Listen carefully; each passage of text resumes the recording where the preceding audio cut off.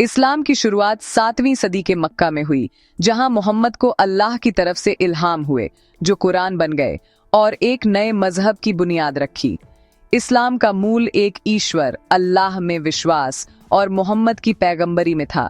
ये एक ऐसी जमीन में एक क्रांतिकारी विचार था जहां कई देवी देवता थे। इस्लाम के 5 स्तंभ विश्वास, नमाज, ज़कात, रोजा और हज जीवन जीने का एक साफ रास्ता दिखाते थे और औरतों के लिए अल्लाह से सीधा रिश्ता बनाते थे। इस्लाम का एकता और न्याय का पैगाम तेजी से अरब से बाहर फैला, जिसे व्यापारियों, विद्वानों और सूफियों ने फैलाया।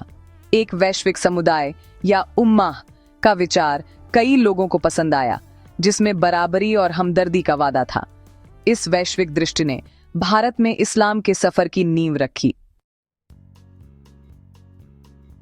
इस्लाम सबसे पहले भारत में जीत से नहीं, बल्कि मालाबार तट पर व्यापार के जरिए पहुंचा, जहां अरब व्यापारी बसे और उन्होंने स्थानीय औरतों से शादी की। केरल में चेरामन जुमा मस्जिद जैसी शुरुआती मोस्कें शांतिपूर्ण मेल मिलाप की निशानी है। उत्तर में इस्लाम सैन्य अभियानों के साथ पहुंचा, जैसे 8वीं सदी में मोहम्मद बिन कासिम का सिंध में प्रवेश। स्थानीय औरतों के लिए इन बदलावों से अनिश्चितता और अनुकूलन दोनों आए, क्योंकि नए शासकों ने अलग रीति रिवाज और कानून पेश किए। शुरुआती मुस्लिम शासन की पहचान ज्यादातर गैर मुस्लिम आबादी के साथ धीरे धीरे सह अस्तित्व से हुई। जीवन पुरानी परंपराओं और नए प्रभावों के बीच एक समझौता बन गया। मेल मिलाप और अनुकूलन का यह तरीका भारत में इस्लाम की कहानी को परिभाषित करेगा। भारत में इस्लाम का फैलाव 3 ताकतों से हुआ: व्यापारी, सूफी संत और शासक। व्यापारियों ने रोजमर्रा के लेन देन से अपना धर्म फैलाया, बाजारों और घरों में विश्वास बनाया।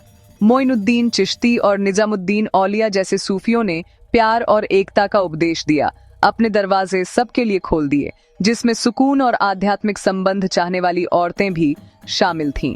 सुल्तानों से लेकर मुगलों तक मुस्लिम शासकों ने संस्कृतियों, कलाओं और विचारों के मेल को बढ़ावा दिया। शाही दरबारों की औरतें संरक्षक और प्रभावशाली बन गईं, पर्दे के पीछे से संस्कृति को आकार देती थीं। हर समूह, व्यापारी, सूफी, शासक ने इस्लाम के विकास में अनोखा योगदान दिया, जिससे भारत में इसकी मौजूदगी जटिल और गहरी हो गई। इन ताकतों के मेल ने एक समृद्ध बहुआयामी विरासत बनाई। जैसे जैसे इस्लाम मजबूत हुआ, यह भारतीय परंपराओं के साथ घुल मिल गया, जिससे एक अनोखा सांस्कृतिक संगम बना।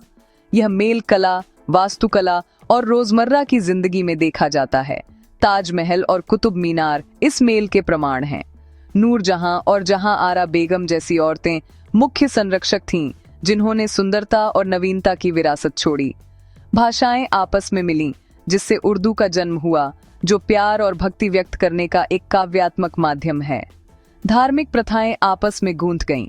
सूफी और भक्ति संतों दोनों ने ईश्वर के साथ व्यक्तिगत संबंध पर जोर दिया। कई औरतों के लिए आस्था एक जीवंत अनुभव बन गई। मंदिरों और दरगाहों दोनों में जाना भारत की समावेशी आध्यात्मिकता को दर्शाता है। इस सांस्कृतिक मेल ने एक साझा विरासत को आकार दिया, जो आज भी कायम है। भारत में इस्लाम का सफर बातचीत, अनुकूलन और साझा परंपराओं की एक कहानी है। व्यापारियों, सूफियों और शासकों सभी ने एक जीवंत, विविध संस्कृति में योगदान दिया। औरतों के लिए इसका मतलब लचीलापन और नए स्थानों और रीति रिवाजों का निर्माण था। आज भारत की समन्वित भावना त्योहारों, संगीत और रोजमर्रा की जिंदगी में देखी जाती है, जहां मस्जिद की अजान और मंदिर की घंटियां एक साथ मौजूद हैं। यह सद्भाव, सम्मान और समझ पर बना था, जिसे उन संतों ने सिखाया था जिन्होंने इंसानों को नामों से ऊपर समझा। परंपरा की रखवाली करने वाली औरतें इस विरासत को आगे बढ़ाती हैं, हमें याद दिलाती हैं कि भारत की ताकत उसकी विविधता में है। हमारा साझा इतिहास एक मौजिक है। हर धर्म और संस्कृति एक एकजुट, सामंजस्यपूर्ण राष्ट्र की कहानी में